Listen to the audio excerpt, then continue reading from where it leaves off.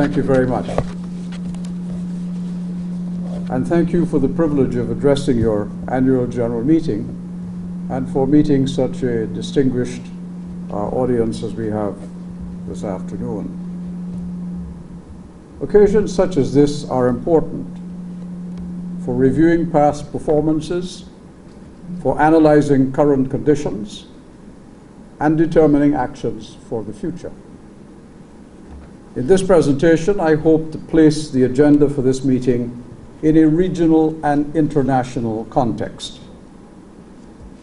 This is an extraordinary time in which we are living, requiring extraordinary responses, not only for the tourism industry, but for the economies of the Caribbean community, CARICOM, individually and collectively. Right now, the world faces a high degree of political and economic unpredictability. In the United States, the Caribbean region's biggest trading partner, and the country from which a large number of tourists come, there is great uncertainty over its future direction. Will America become a fortress, ripping up trade agreements, closing its markets, denying entry to immigrants, and forcing its business community to operate only in their domestic market? Or will a more internationalist approach prevail, one in which the US continues to be an open economy that encourages liberalized trade and transnational investment? Will the European Union, with which the Caribbean has a complex relationship in aid, investment, and tourism, have less enthusiasm for the English-speaking Caribbean should Britain vote in its referendum next month to leave the European Union?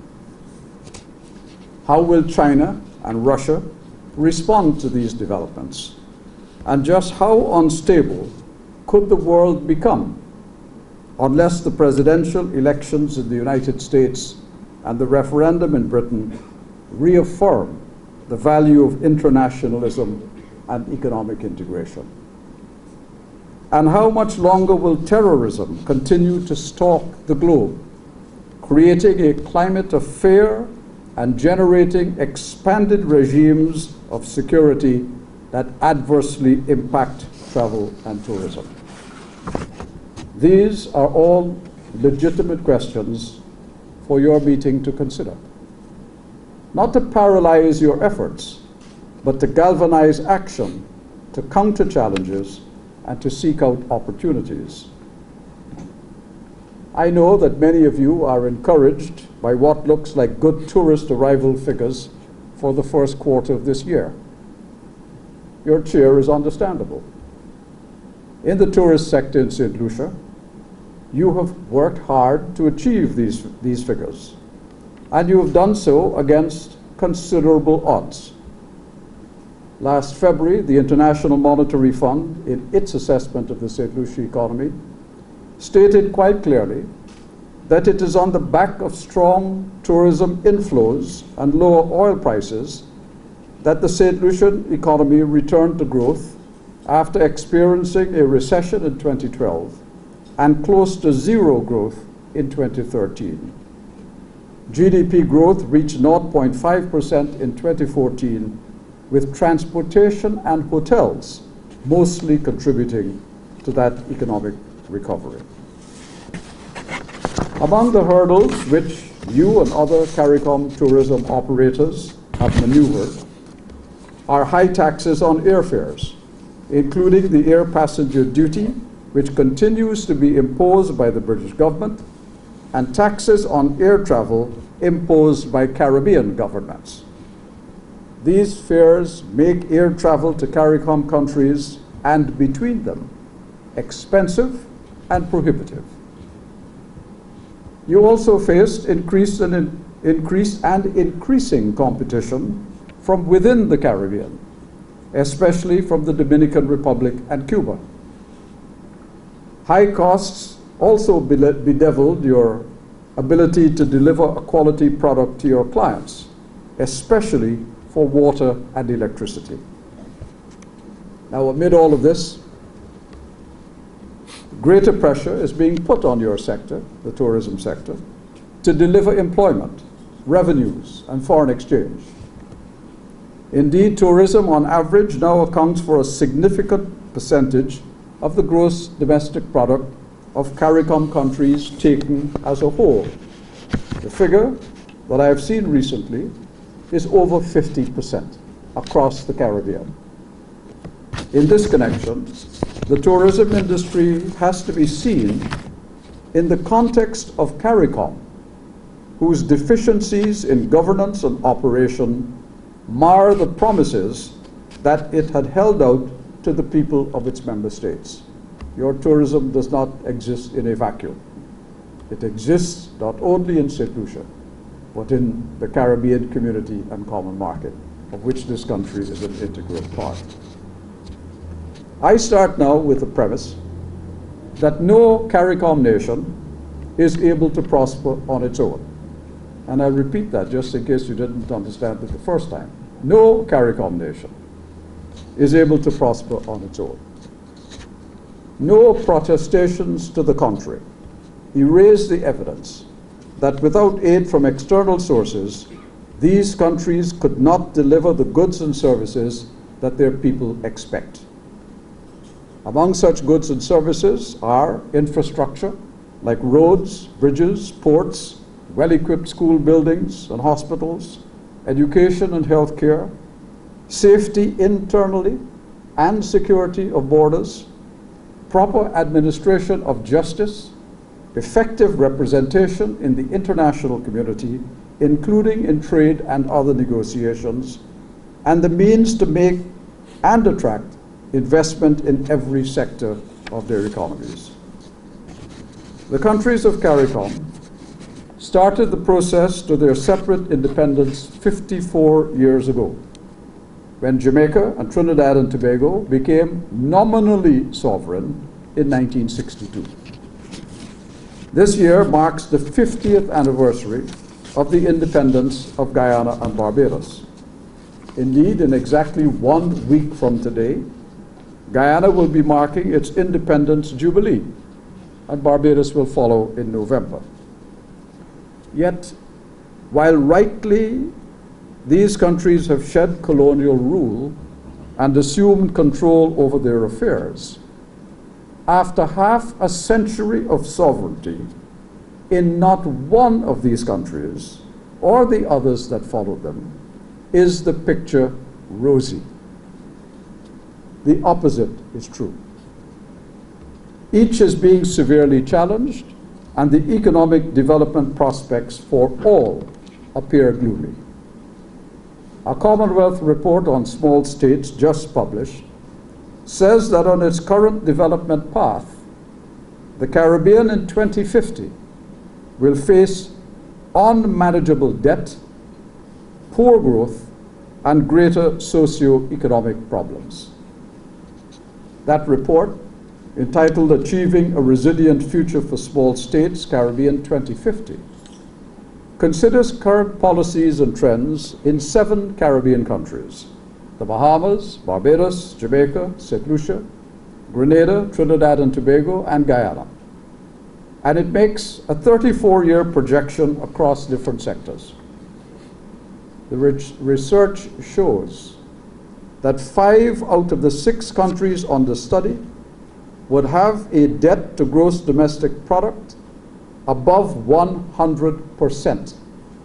In other words, their total production of the state is in debt. And 2 of them are expected to exceed 200%, twice as much as they could produce in any one year. These are dangerous levels if growth continues to lag. Now, these projections are worrying. They suggest that expenditure on debt interest will probably become a major drain on public finances in the future, reducing the funds available for development and giving rise to greater socio-economic problems. Amongst the things that will be neglected if this trend is real are the very infrastructure that you need to develop the tourism industry. It's fine to build wonderful hotels, but if there's not an airport that is sustained, if there are no roads that are sustained, if there are no bridges that are sustained, if you do not continue to produce and educate children to enter into the tourism sector and serve it, then these are the difficulties that lie ahead. The Economic Commission for Latin America and the Caribbean puts the total debt burden of Caribbean countries in 2014 at US $49 billion. Now, that's a whopping 77% of the GDP of the Caribbean in debt. It is a serious regional issue, particularly as it affects sovereign credit rating and has led to higher sovereign risk premiums in international capital markets, which means borrowing costs for Caribbean countries are very expensive. That will apply to the private sector as well. Now, it was precisely to meet these circumstances more effectively that in 1973 CARICOM was created, and before it CARIFTA. The leaders at the time recognized that while rightful separation from Britain gave them domestic political independence, none of them, not even Guyana with its vast natural resources or Trinidad and Tobago with its oil and gas, could prosper on their own. CARICOM was created as the framework for pooling the individual sovereignties of member states, as the umbrella that would shelter them from the worst of economic storms, as the vehicle through which they would bargain internationally, as the foundation upon which structures of cooperation would be built to deliver their individual and collective betterment.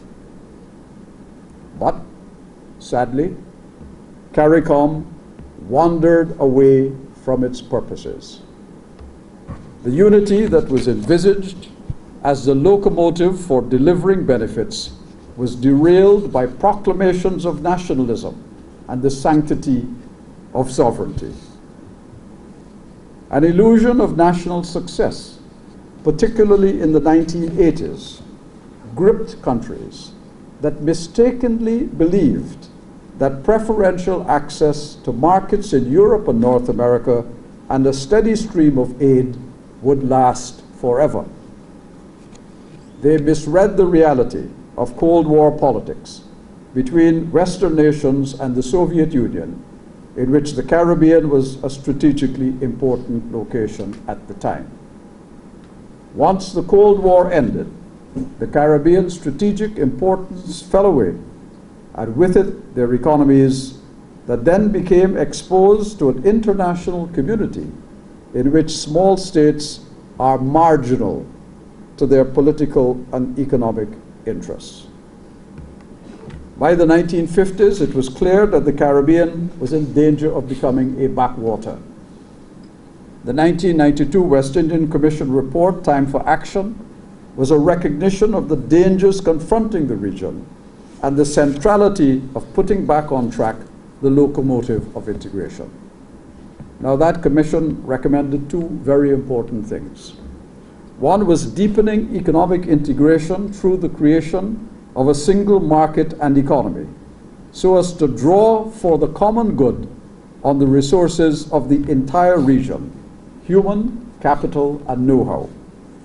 But last have you heard anybody talk about CSME, incidentally? I know, it's kind of like a distant thing. Now, the other thing they talked about was strengthening the institutions of governance and the operations of CARICOM by the establishment of a Caribbean Commission to implement decisions of heads of government and their ministers. Ministers and heads of government meet regularly, make decisions. They never get implemented. Get talked about, but never implemented. Now, reflecting on the central message of their recommendations, the chairman of the West Indian Commission, Sir Sridath Ramphal, poignantly stated this: "We must not be left behind. and many of our recommendations offered the means to go forward. But the Commission was unequivocal. We must go forward in unity. Regionalism, integration are at the heart of our getting our act together. But in the ensuing years, the CARICOM ship slipped from its moorings and is now in danger of fragmenting into separate small boats adrift in a perilous sea. Today, the single market has been on pause for 5 years, so much so that people forget that we even talked about it. And the single economy has been all but abandoned. Governments are each trying either to go it alone or to strike other alliances where they secure immediate benefits, and often by doing so, weakening the cohesion of CARICOM.